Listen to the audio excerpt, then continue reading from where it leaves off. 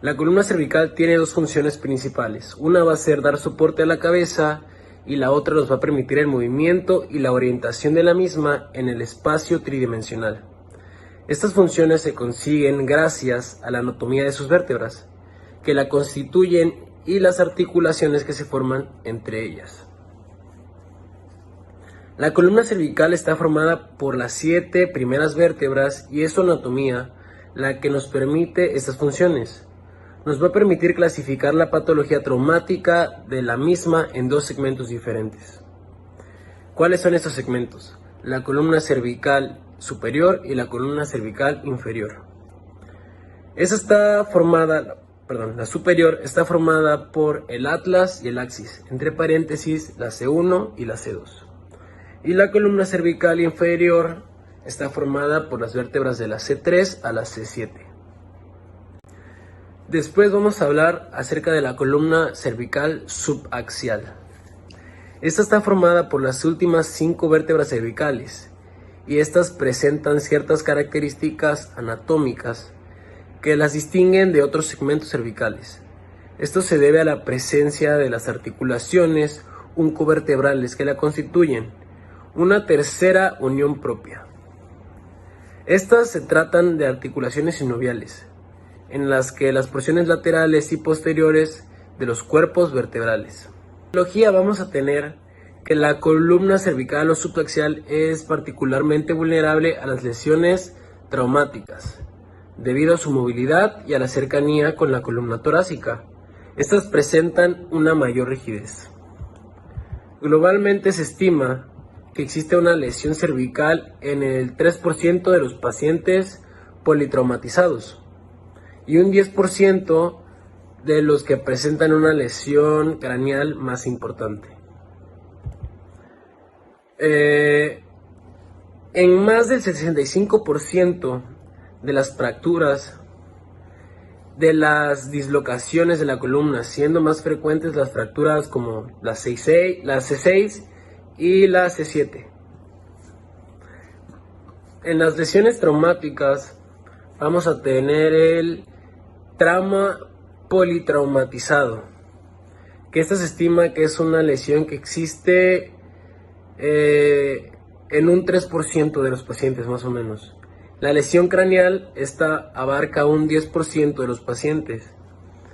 Y la dislocación de la columna es más frecuente en un C6 y C7. Las lesiones más frecuentes suelen ser por accidente de tráfico o fútbol, soccer. Epidemiología. La epidemiología es la distribución por la edad que los pacientes con traumatismo cervical subaxial es bimodal. Existen unos diferentes tipos de medios por el cual esta epidemiología existe. Existe una incidencia del 50% entre los jóvenes de 15 a 24 años y otros mayores a 55 años, siendo más frecuente esto en varones hasta un aproximado del 66%. El 60% de estos casos son gracias a los accidentes automovilísticos de tráfico. Son más frecuentes en jóvenes por tratarse de accidentes de alta energía.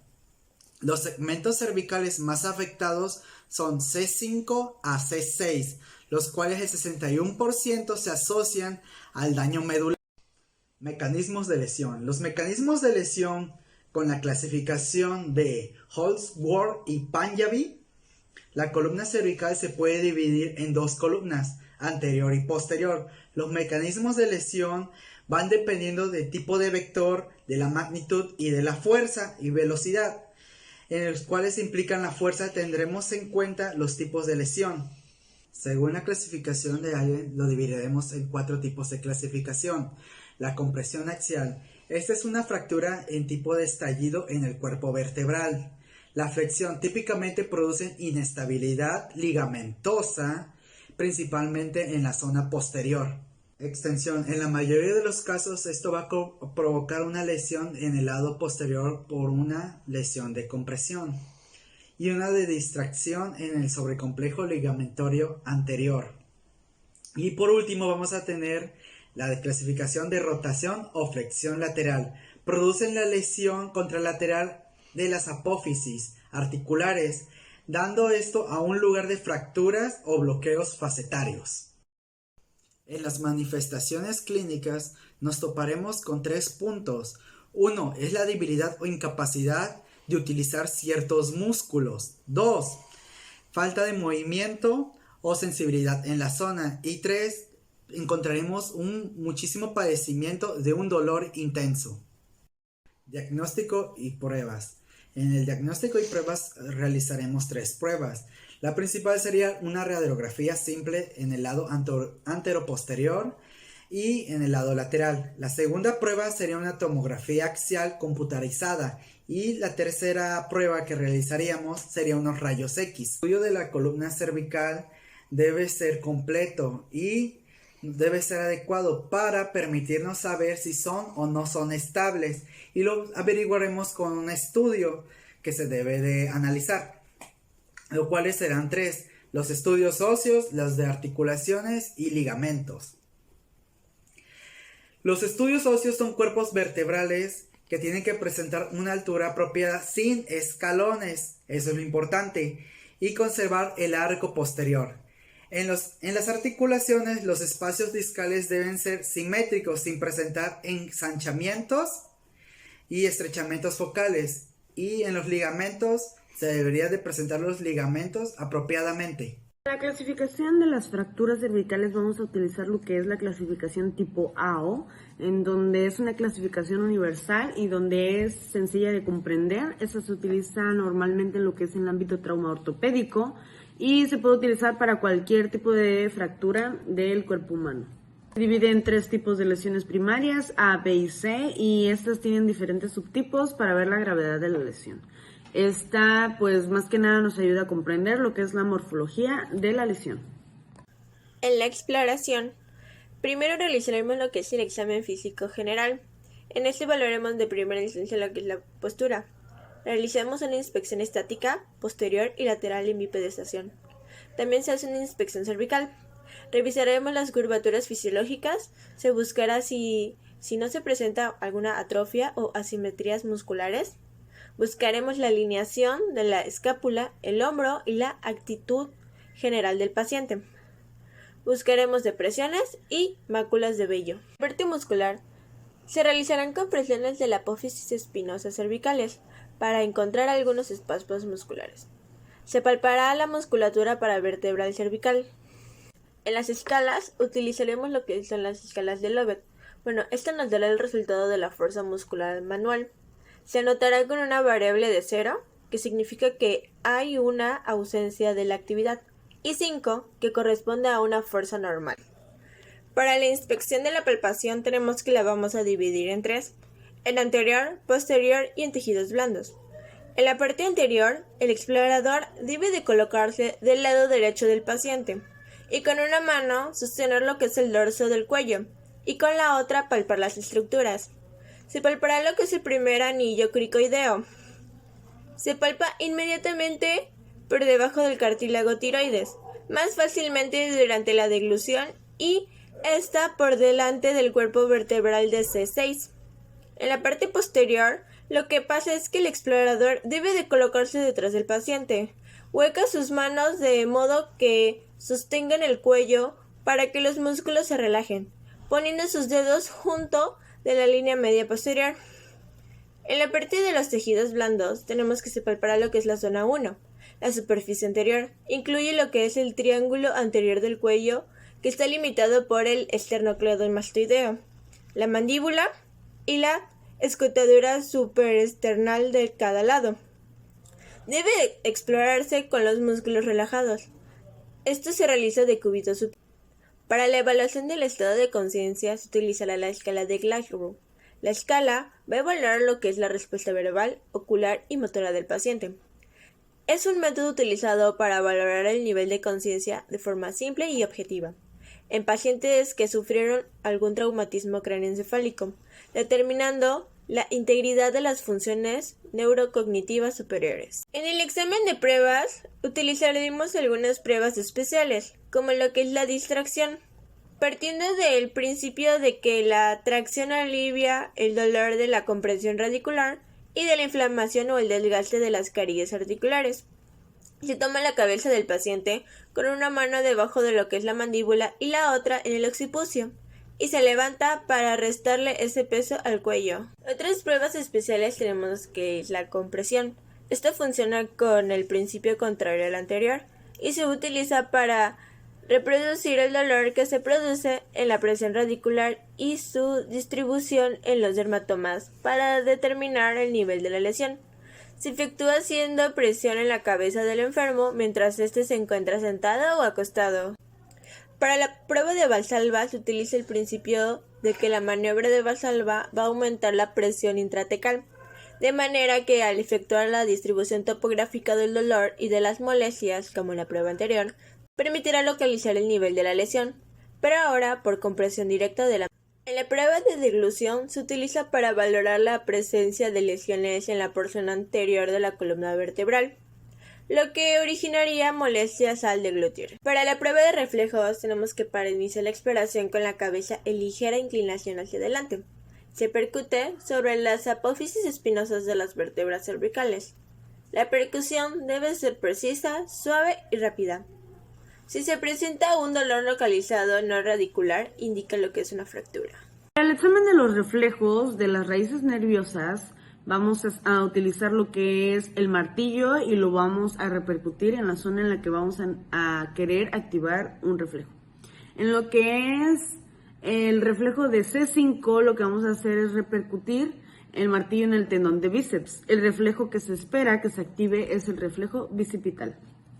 En el examen del reflejo C6, lo que vamos a hacer es repercutir el martillo en cualquier zona del brazo y se espera la respuesta o activación del reflejo supinador largo o braquiorradial. En la búsqueda del reflejo C7, lo que vamos a hacer es que el antebrazo del paciente debe estar recargado y el codo flexionado. Lo que vamos a repercutir con el martillo va a ser lo que es la zona del tríceps.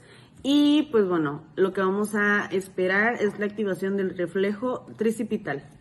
Para la búsqueda o evaluación de la función motora tanto como la función sensible, vamos a utilizar lo que es la clasificación ASIA. Para la parte de la evaluación motora lo que vamos a utilizar es la escala de Daniels, ya que esta va a ser la evaluación de la fuerza muscular. También nos va a ayudar la escala de Daniels a lo que es el diagnóstico diferencial y para descartar presencia de hemiplegias, paresia y plegias. Los miotomas se evaluarán y también se va a graduar el nivel de estos miotomas por medio de la escala de Daniels.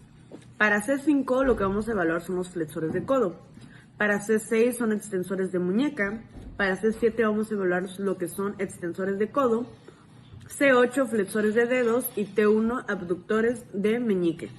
Los dermatomas a explorar que vamos a necesitar son C3 fosa supraclavicular. Para C4 vamos a explorar lo que es punta de articulación acromioclavicular.